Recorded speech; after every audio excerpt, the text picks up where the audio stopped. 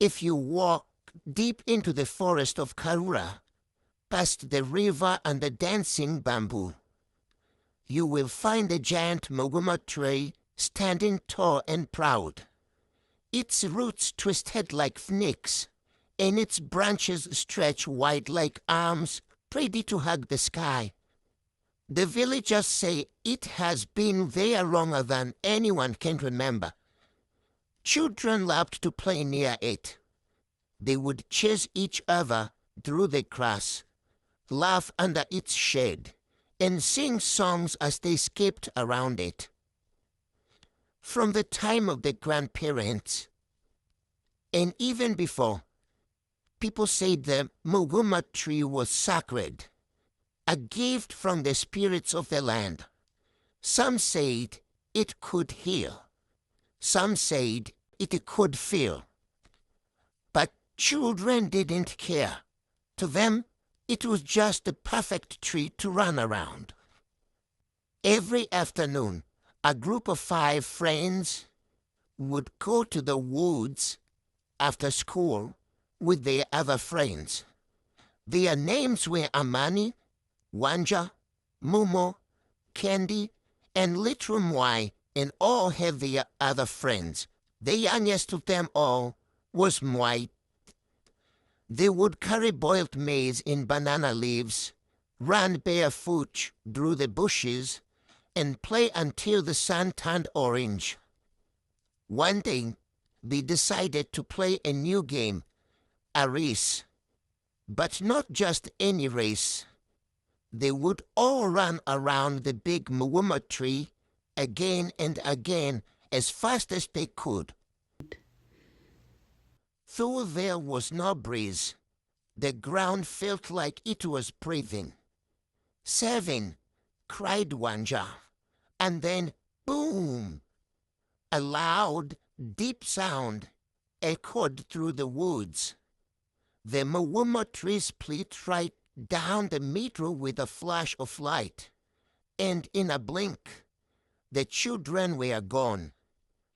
Not a scream, not a shadow, just silence, and a tree that was still again.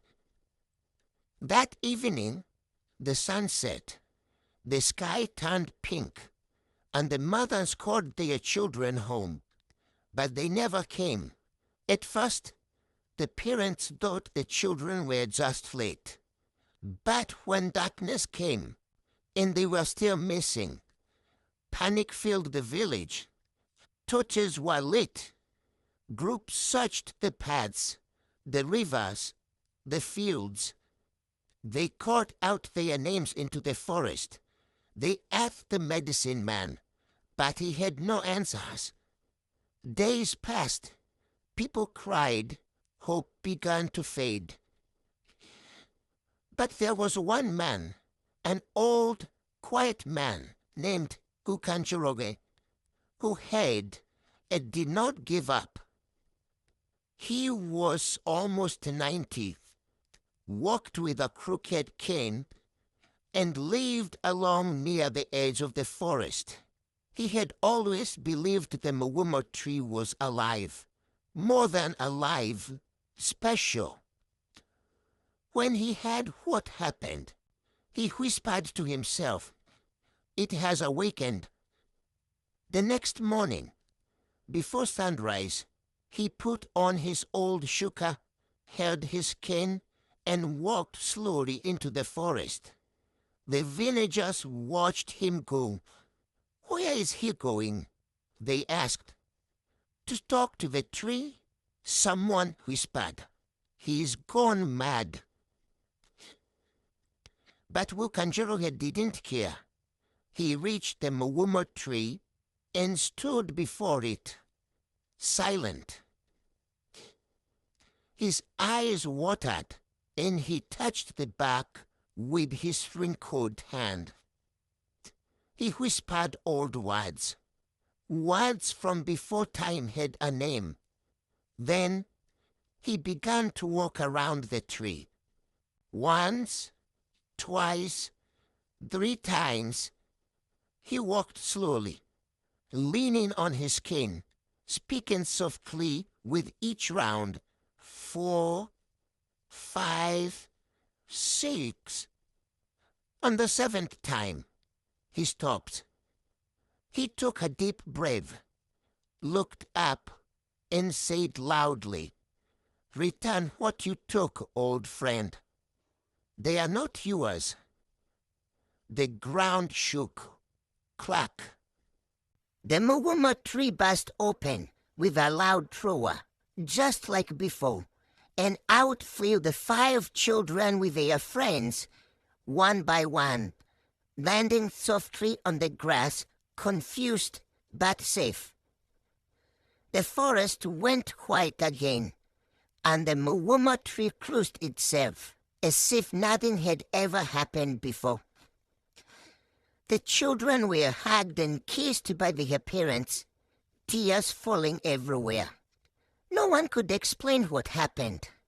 The children only remembered bright light, strange voices, and fearing of being washed by something huge but gentle.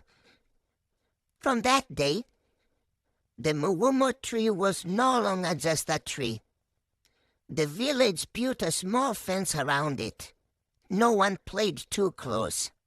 Once a year, the elders brought milk and honey to its roots and poured it into the earth, saying, "Thank you."